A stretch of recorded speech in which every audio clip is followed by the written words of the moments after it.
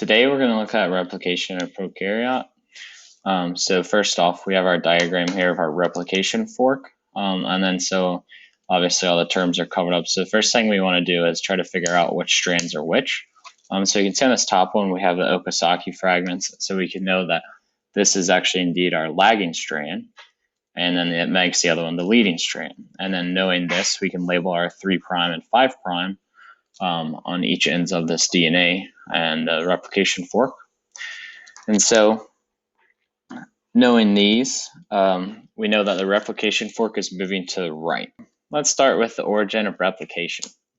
And then we know the direction of this fork is moving to the right. And then so first off, we have this green ring. It's your topoisomerase. So this is another name for this is a gyrase. And this relieves the supercoiling ahead of the replication fork. As you can see, it's coiled before, and then as it comes through here, it comes through straight, and then they split. Now let's figure out what's responsible for this splitting, and that would be your helicase. So helicase will attach at the replication fork and move into the fork, breaking hydrogen bonds as the replication fork moves along DNA. So as you can see, it splits here, and you're left with single-stranded DNA. And so these single-stranded DNA are covered in single-strand binding proteins. These work to protect, stabilize, and prevent double stranding. And so now let's look at the leading strand. So you get on here at this yellow box.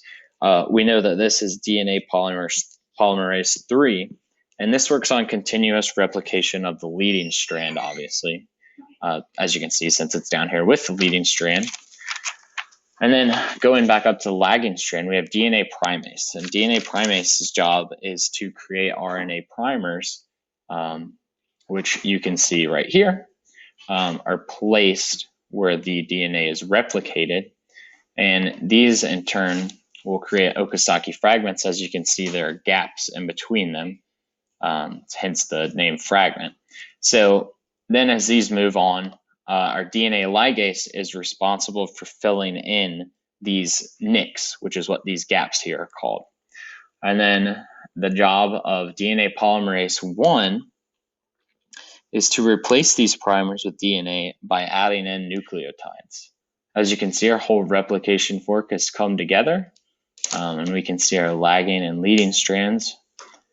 And thank you.